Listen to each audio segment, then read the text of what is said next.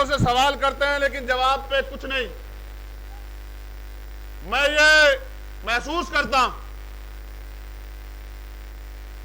कि लोकतंत्र में अभिव्यक्ति की आजादी को कुचला नहीं जाना चाहिए। और अभी आपने देखा कि यहां भी किस तरह के षड्यंत्र उन लोगों ने किए, माहौल खराब करने का काम। ये तो हमारे लोग माहौल सुधारने के काम में लगे हुए, क्योंकि 3 तारीख के जन्मदिन का अभी उधार आप पे मैं छोड़ के जा रहा हूं, ये आपको 5 तारीख को चुकाना है।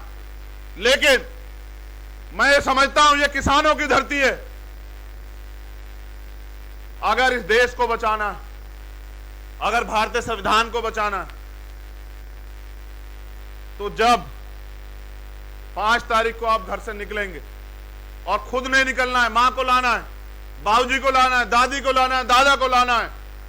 आपका वोटिंग परसेंटेज मैं अपने लोगों से कह रहा हूं, सब मेरे लोग हैं, मगर उनसे कह रहा हूं जो मेरे लिए जान देने को तैयार रहते हैं, कि आपका वोटिंग परसेंटेज खतौली में सबसे ज्यादा होना चाहिए इस बार। आपके बूथ गवाही देंगे और आपके बूथ ये भी बताएंगे कि क्या मेरे संघर्ष में कोई कमी है क्या, ये आपके बूथ बताएंगे। लेकिन मैं आपसे फिर कह रहा हूं, खतौली का रिजल्ट और खतौली का चुनाव किसान आंदोलन में शहीद सभी किसानों को सच्ची श्रद्धांजलि होगी। ये जिम्मेदारी आप लोगों के पास।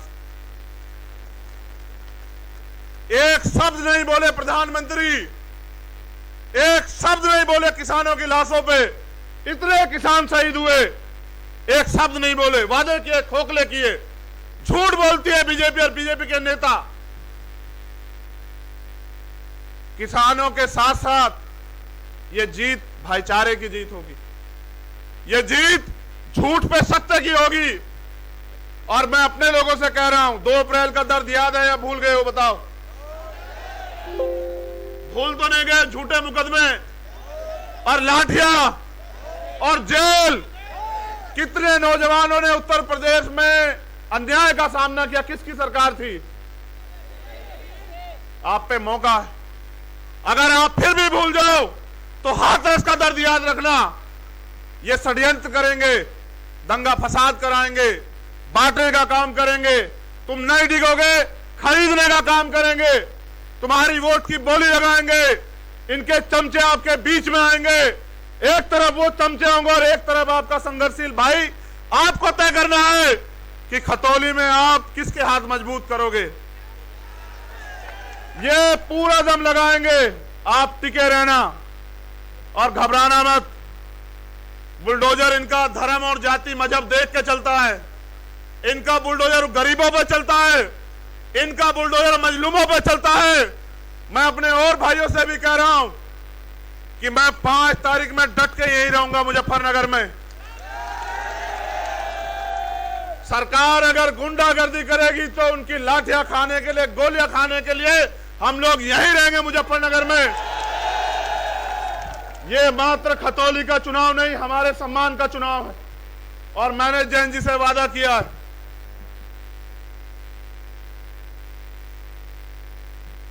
कि किसानों को सच्ची श्रद्धांजलि और 2 अप्रैल का बदला जो है मेरे लोग इस बार लेकर रहेंगे यहां इस सरकार से।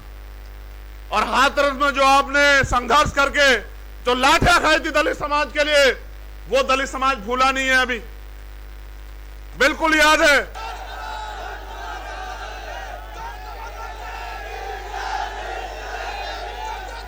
बैठ जाओ, बैठ जाओ। इस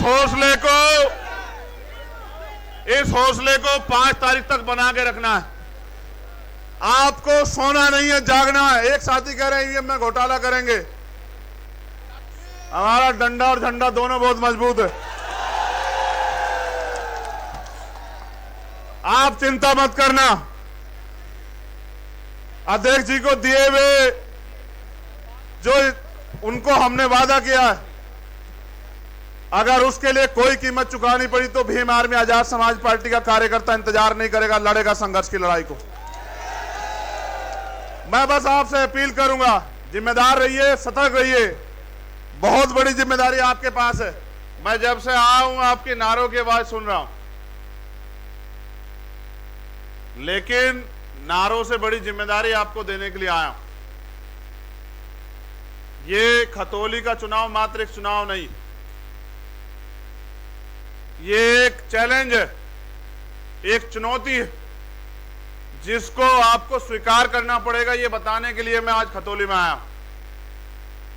यहां उपस्थित समाजवादी पार्टी, राष्ट्रीय लोकदल के सम्मानित नेताओं के साथ आजाद समाज पार्टी के जो भीम आर्मी के जो सम्मानित नेतागण और पदाधिकारी मेरे आदेशानुसार जिस दिन से घोषणा हुई थी यहां मेहनत कर रहे हैं, मैं शब्दों में उनका धन्यवाद नहीं कर सकता हूं।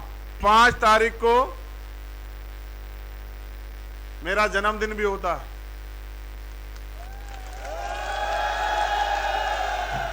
जिसको हम लोग 3 दिसंबर में मनाते हैं।